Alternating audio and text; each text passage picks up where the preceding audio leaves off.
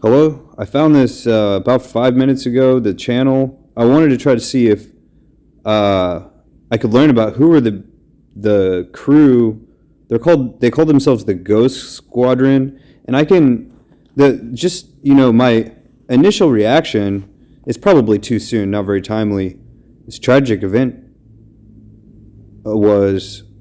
It's like my idea is a lot of people like to pretend there's wars going on, and when I say a lot of people, I mean boys growing up like to play war and cowboys and Indians and cowboys and robbers and cops and all this. And that's why there's millions of players of video games and Call of Duty and Battlefield, Grand Theft Auto. That's really the only way when adults do these reenactments outside of official military places.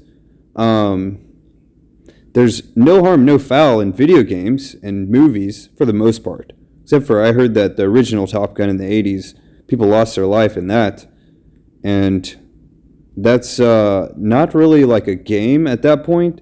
And it's really not just the air show for entertainment. Before we had recorded media, wars literally were the entertainment. War is politics by other means, is a quote, classic quote. It really is. Everything from the American Revolution to the Civil War, that's literally entertaining the world outside of America. They're all placing bets on the North versus South, England versus the United States. Even in the Napoleonic Wars, big money was really heavily involved in that. At the Battle of Waterloo is about, the stock is kind of like the army's stock of people working for it. When it comes to companies, it's the customers and the people working for it. Social media companies, a similar thing. People consume it, make content for it. We're kind of like the living stock, as in a stock option of the stock market of social media. And the price goes up and down depending on what the outlook is at the moment. So when I was born, there was like Black Friday or Black Monday or something that stock market crashed. So that's a really bad omen. But apparently that's not the pilot. So I don't remember I was watching a news report that showed up in my feed, and they were interviewing people who work for the company that stores the fighter planes, and the war machines is what there are. And even if people were former military and real veterans doing this stuff, like the guy who calls himself a colonel here, if he's not an actual colonel, even if he's former military, it's still, respect to them. We had Veterans Day yesterday. I don't know what I'm saying. I'm not happy about this, and I'm not happy about the state of the world, and not just, it's the same with cars. It's no different. There's, it's not something that I approve of. I don't approve of playing war games like this. And I don't know. I don't know what else to say. Was I supposed to go somewhere? Follow that link? I don't know how I found that link. I found the channel of the company. And let's see. What's their most recent video, though? Yeah, so I just looked around. So this Curtis, I know the P-47 or something is the Curtis P-50 Warhawk. So Curtis Jackson, a.k.a. 50 Cent, gets his name from this company that made World War II fighter planes. So that's sort of his character in real life compared to 50 Cent. That's different. I just mean he is like a real World War II fighter plane. Not like a fighter plane pilot. I mean like the plane itself. This is a real classic one.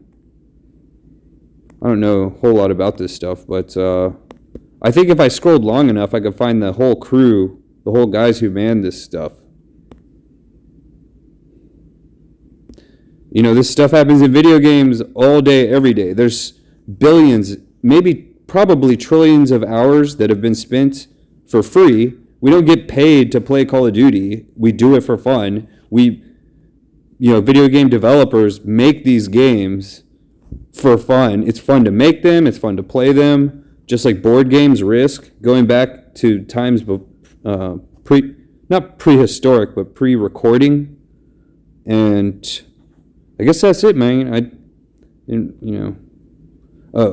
in this one, this is the exact same show, it's the exact same field.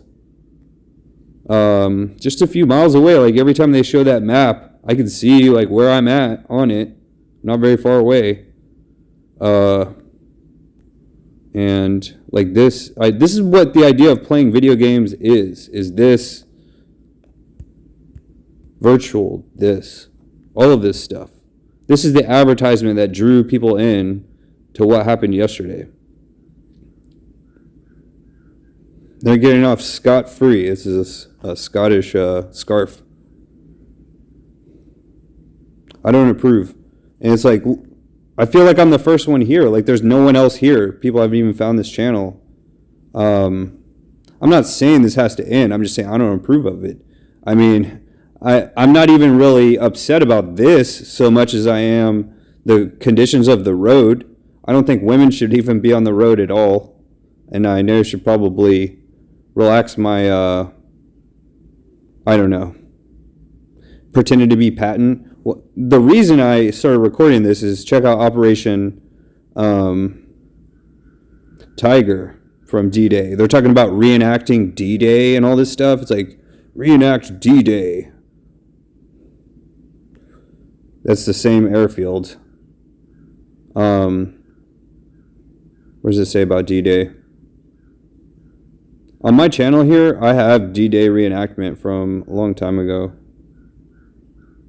15 years ago. I don't know. It said, yeah, here, tribute to D-Day.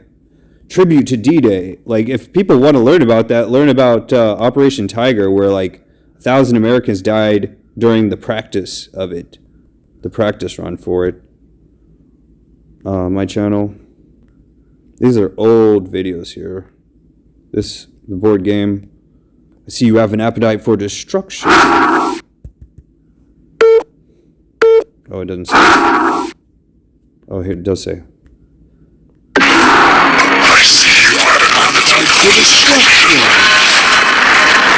I put all of this together. Like at the end of it, it shows it's like thanks to me.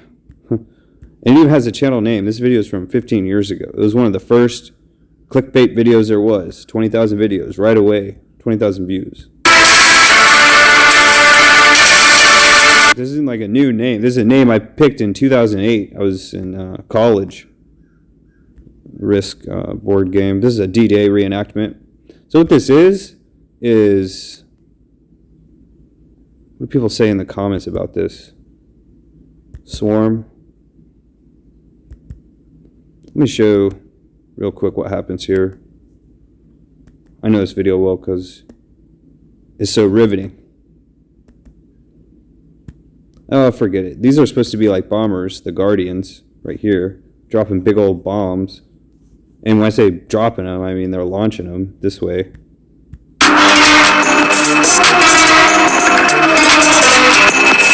Oh, forget it. Oh, that was the part. Okay, so the character here, the Archon, Dark Archon, check his name. I named him after the Mortal Kombat character. And that is, I don't know, he's like right here on the map. But what he does is, imagine the red, I don't have to say what red represents politically. And then versus the blue. On the map, the red looks like green, and then the blue is the other political party.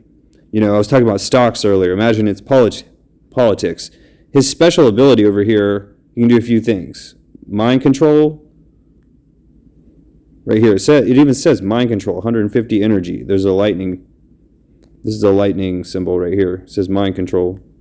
And what he does is, just to the sound of the guitar beat going, switches this one from red to blue like the priest in Age of Empires. And look what happens.